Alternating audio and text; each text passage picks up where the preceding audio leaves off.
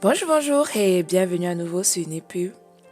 Dans cette vidéo, nous allons continuer notre petit périple d'exercice de développement personnel en parlant de la carte et du territoire. Je vais vous situer en fait dans un petit exemple et vous allez voir par rapport à vous, pour pouvoir vous situer et comprendre le message que j'aimerais faire passer à travers cet exercice de carte et de territoire de PNL. Voici l'exemple. Imaginons que vous louez en fait une maison de vacances. Ça peut être un gîte, ça peut être une tente.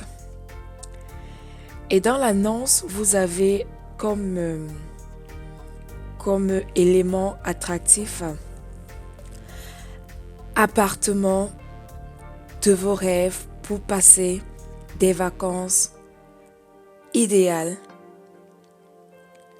Et que vous vous retrouvez en fait le jour de la prise des clés, vous vous découvrez terriblement déçu au vu en fait de ce que vous avez en face de vous. Ici, la carte mentale prise par exemple l'appartement. Donc, on va définir la carte mentale, c'est-à-dire votre carte mentale. Ça serait la phrase accrocheuse que vous avez eue dans l'annonce. Donc, appartement de vos rêves. Mais, en relisant bien l'annonce, quand vous avez récupéré les clés, vous vous rendez compte en fait que ce dont vous avez rêvé ne s'y trouve pas. Et vous avez envie de faire demi-tour. Je vous dirais non. Parce que cet exemple illustre ici une notion fondamentale de la PNL.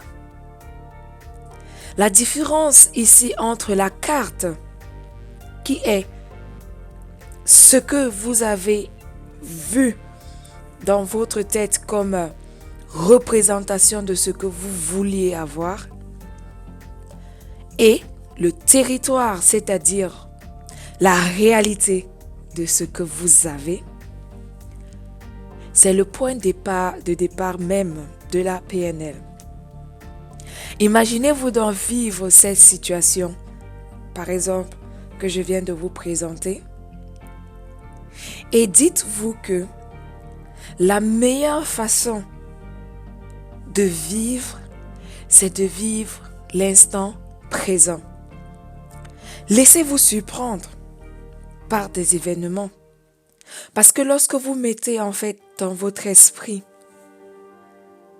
des barrières ou alors lorsque vous vous dites j'aimerais à tout prix que ce soit une réussite, vous avez toujours le risque là même d'être déçu.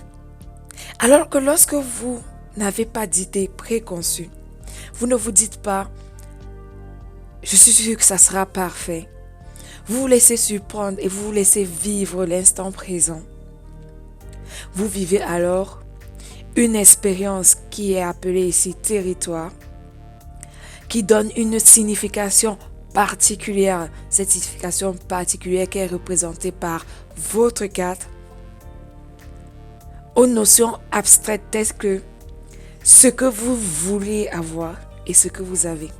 Donc cette différence de territoire peut varier d'une personne à une autre.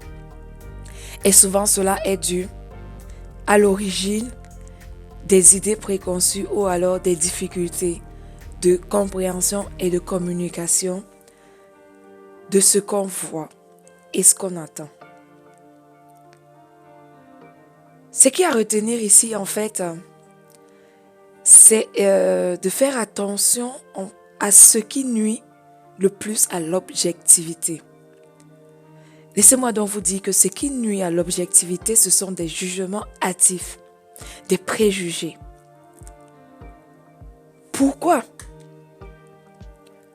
La réponse est parce qu'ils ne tiennent pas compte des faits réels, mais de leur interprétation. Vous entendrez certainement des gens dire « c'est nul » en parlant d'un film qu'ils n'ont jamais vu, d'une ville où ils n'ont jamais séjourné, d'un restaurant où ils ne se sont jamais rendus, d'un sport qu'ils n'ont jamais pratiqué. C'est la différence en fait avec l'attitude de PNL. Parce que une personne qui applique les exercices PNL se base sur les faits et s'efforce de les comprendre dans leur contexte. L'idée ici est d'arriver à savoir comment ça marche. Car cette attitude met en évidence les chemins pour atteindre un résultat. J'espère que, au travers de cette vidéo, vous avez appris quelque chose, vous avez compris quelque chose. Et que vous allez à partir de là, essayer d'avoir une attitude PNL, programmation neurolinguistique, pour améliorer votre vie, améliorer votre quotidien. Et vous verrez que la vie serait beaucoup plus simple à vivre parce que vous vivrez l'instant présent. Voilà, je vais m'arrêter ici pour cette vidéo sur ce petit exercice. Et je vous dis à très bientôt pour la suite des exercices de ce programme de développement personnel. Et je vous dis de rester en santé, de revenir très prochainement. Ciao, ciao!